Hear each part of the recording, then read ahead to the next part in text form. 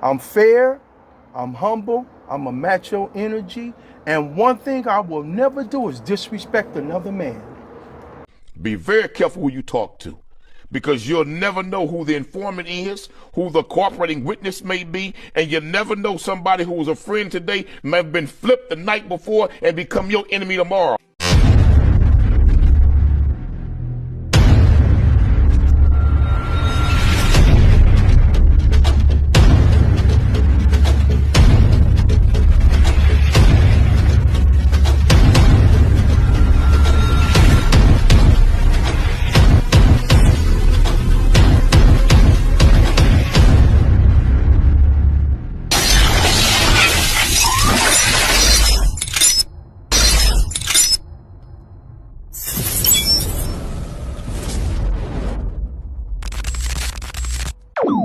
About humanity, putting truth in these lines, while they busy feeding lies.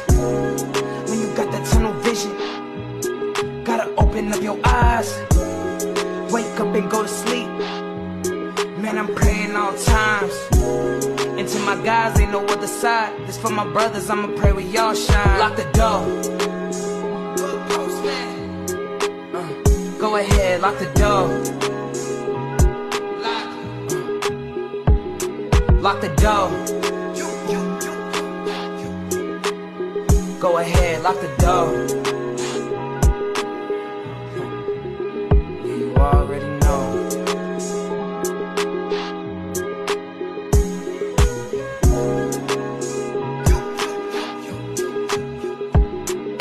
Depending on the lessons, some people eat, some people learn.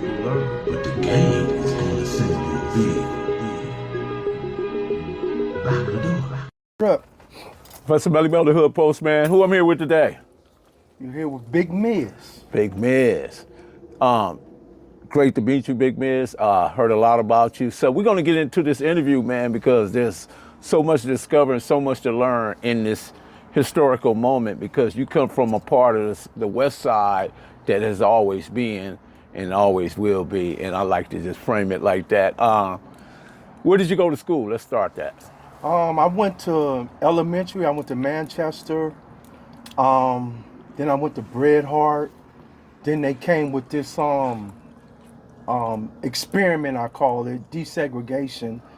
And they took me out of Bret Harte and sent me to Van Nuys Junior High out in the Valley, which I was bused, and then Van Nuys High School. What was that experience like for you? Well, it wasn't cool, because when we first got out there, you know, it was like the N-word, go home, you know, and it was crazy because it was Mexicans and white people out there pushing that, you know, N-word, go home, we don't want you here, go back to your own area, you know. But I mean, you know, being a black person, I think it's instilled in us from the higher power to survive. Got it. And I survived all the way until I graduated. And how did you manage to do that? Because you come from a community, you come from a tribe, you come from a part of LA that pushed the line. How did you take it down, or did you just look at it differently? What did you do? Nah, I didn't take it down. I went and talked to my pops, and my pops say, son, the reason why we want you to go out there is because we feel like, you know, you can get a better education. Why they felt that way, you would have to ask them. Unfortunately, they're gone, but they felt like I can get a better education out there. So he instilled in me to be a man and stand up and don't let nobody disrespect me.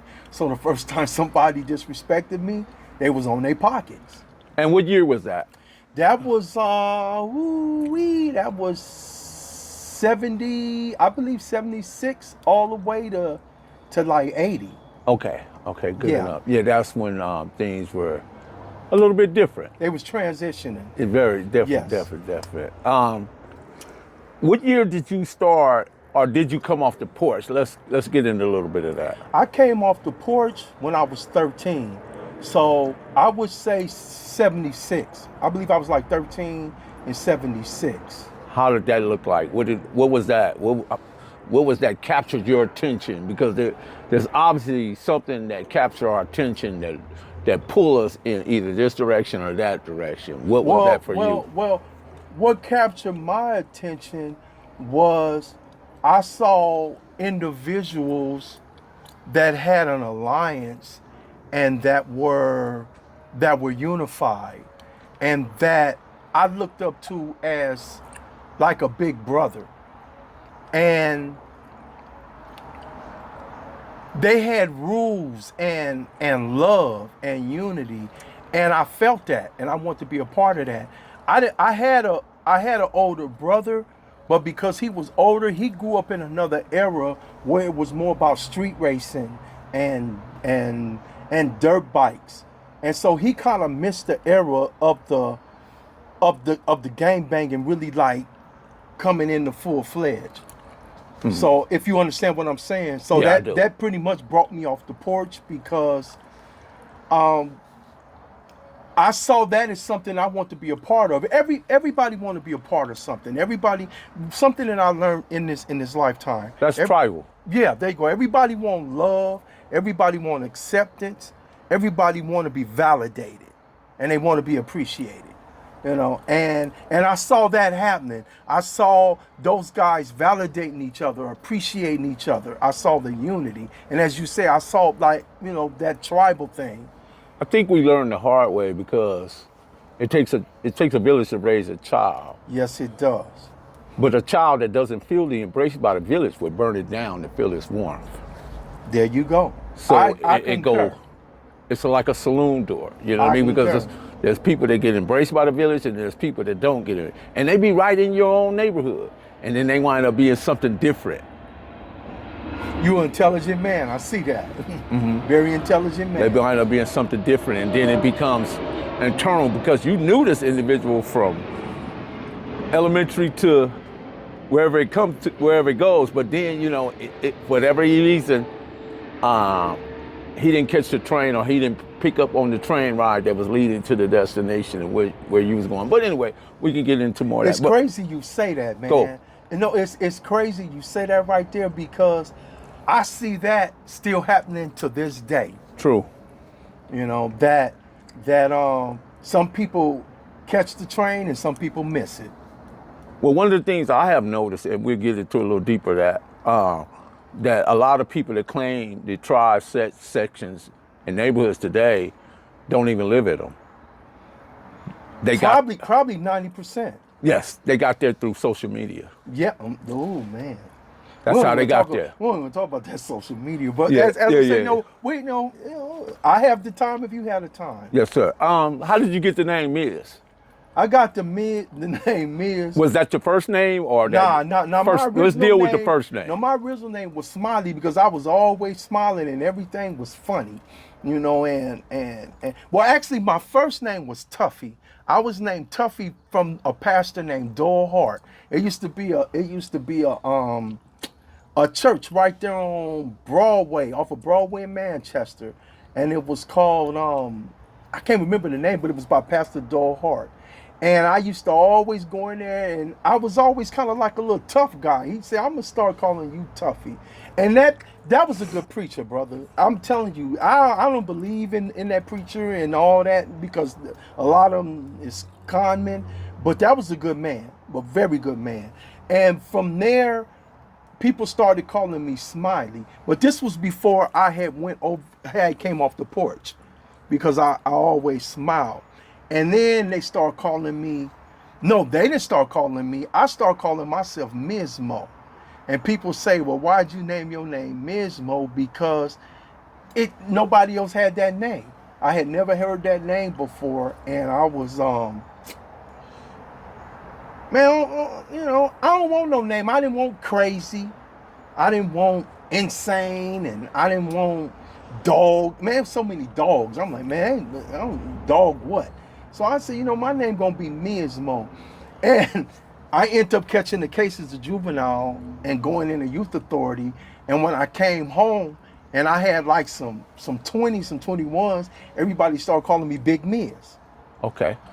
I think that crazy, knucklehead, hardball, any of those type of names, right, are a reflection of the character. And when somebody tell you, hey man, my name is crazy, you got to believe them because they introduce themselves as that.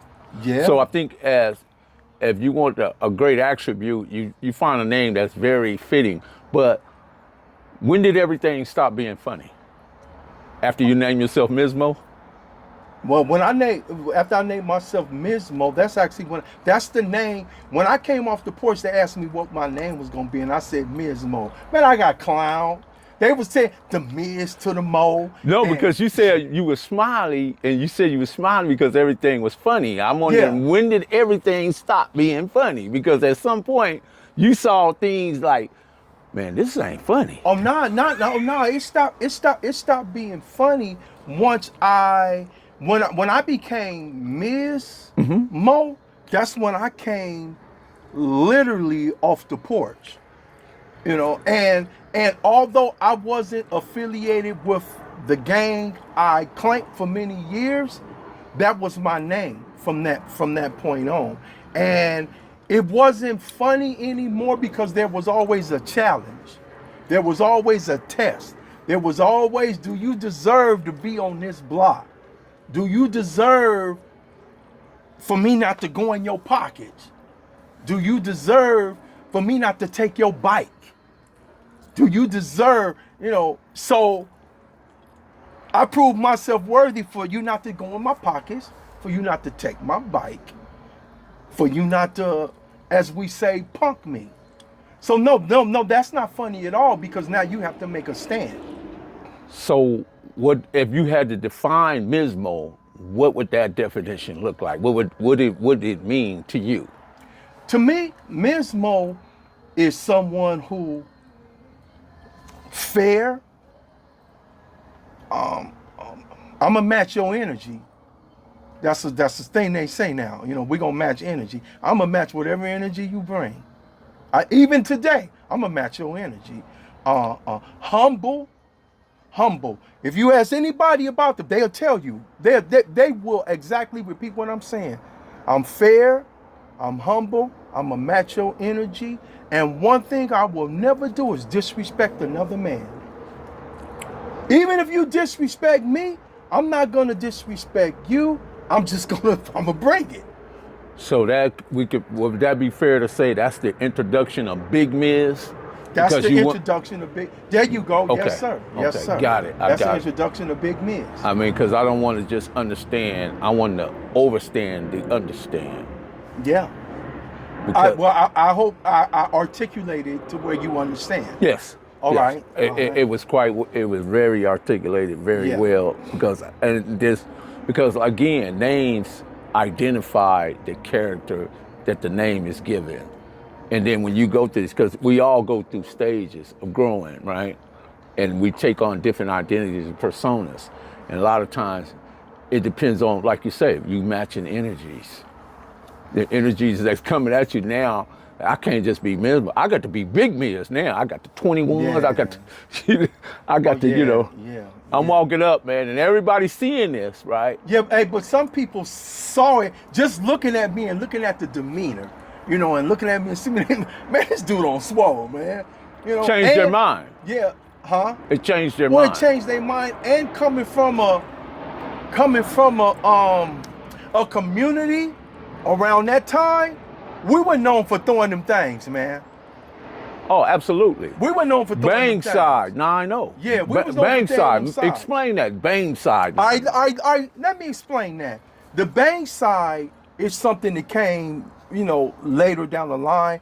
I'm really not too familiar with it. I know where it comes from and what it's about. It has something to do with the Orchard Block. I get that and I understand. But let me say something. Me and Sinbad out of Fortray, man, we was having a conversation the other day. Actually, Sinbad went on Under the Groove, and he kind of chastised me because he said, man, Miz came on here and he didn't even tell the story about us and the 9-0s. I'm gonna give you excerpts to make it quick, but everyone's listeners gonna understand. The 9-0s came in, and we were all kids. None of us probably was over 16 years old. And everyone else, and I'm talking about the 9-0 Hoovers, and everyone else probably was from the other cliques like 9 Deuces, 7 Foes, 8 Trays. They were probably like already in their 18s. They were adults. They were already going into county jail. We were still juvenile hall age. And we needed guidance, but we never did get any guidance. And because of things that transpired, let's just say that people testing the water with us. Things went bad because we didn't understand. Only thing we knew how to do was fight, because that's how we was laced. We was laced by cats like Big Dopey, Crazy Crip. All these dudes was 9 Deuces. They laced us, and they sat there, and they used to have us out there squabbling on 92nd and Hoover. We'd be out there squabbling, get down. So we carried that on. We didn't believe in gunplay. We didn't believe in none of that. We believed in squabbling. So we ended up getting into a squabble. I'm gonna name it. We got into a squabble with the 107s, and they brought gunplay, and we wasn't nothing but kids, man. We nothing wasn't but children. It was grown men who brought gunplay to us because we knew how to fight. And we matched the energy. We matched that energy, bro. And I that really bothers me, and it troubles me, brother, because I'm gonna tell you, man, I look back and I see how many lives was lost based on cats that should have set us down and should have said, hold up, man. Man, these the little homeboys, man. These dudes ain't nothing but kids, bro. But because that's something that's always been in the black community, bro. Arrogance, pride, jealousy. Jealousy can hide in compliment, envy can hide in support, and love can hide in hate. Just because they give it to you don't mean they have it for you. You have to look at the body language and follow the energy, because all the time it can be exactly how I explained it. The jealousy is really they're not supportive, or the envy they're not complimentary. True. You know what I'm saying? True. So they're it's like a fake relationship. Yeah, true. And I actually get emotional when I think about it, because I think about guys that are in the grave on all sides now. And some of them dudes was my friends. I went to school with them dudes, man. They was my friends, bro. And we're coming in a time where we need them. We need all hands on deck, but we can get all to black that. men. Yeah, we can get to that. But back to the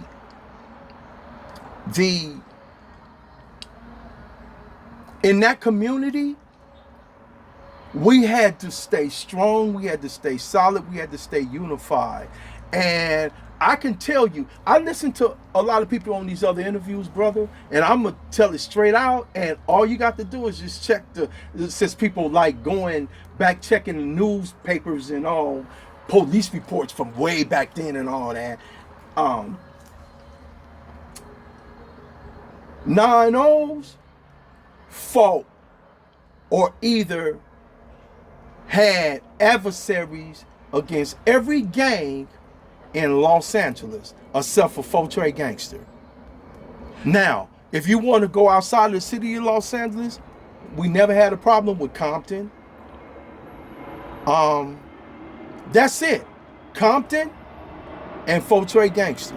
I can say this.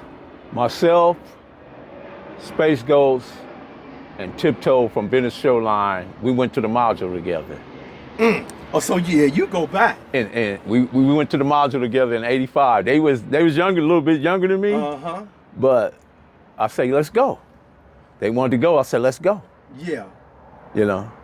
But I have always followed Space Ghost, Cowboy, Big Donut. I know The Pooky Twins, of course, shout out to them.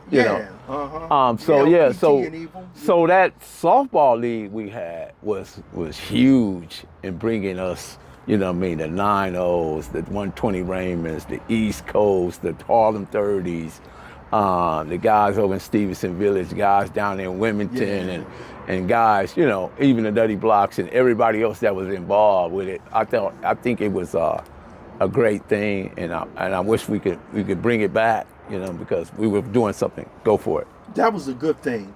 Let me tell you something about the baseball league.